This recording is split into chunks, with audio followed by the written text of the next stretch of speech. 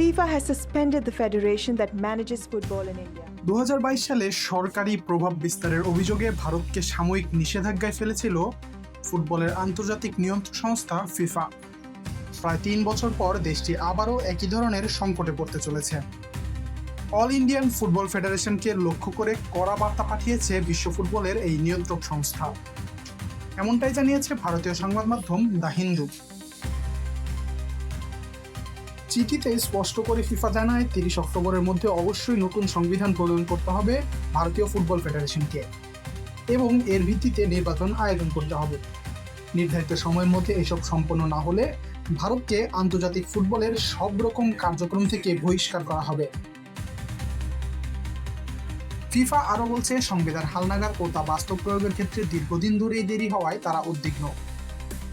2017 সালে এই বিষয়টি ভারতের সুপ্রিম কোর্ট অবধি গিয়ে ঠেকে।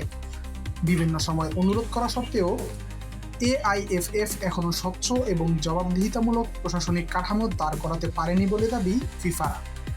এর ফলে ভারতীয় ফুটবলে আইনি অনির্দিষ্টতা ও বড় ধরনের প্রশাসনিক শূন্যতা তৈরি হয়েছে বলেও মন্তব্য করেছে ফিফা।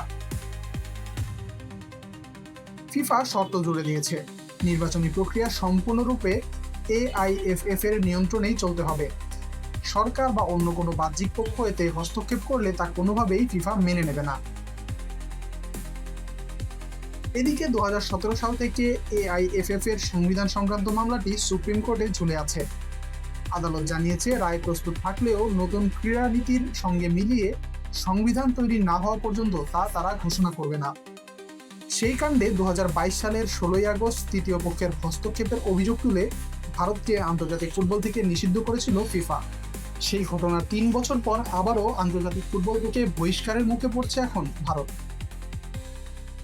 আশিকুর রহমান শান্ত, ডি স্পোর্টস।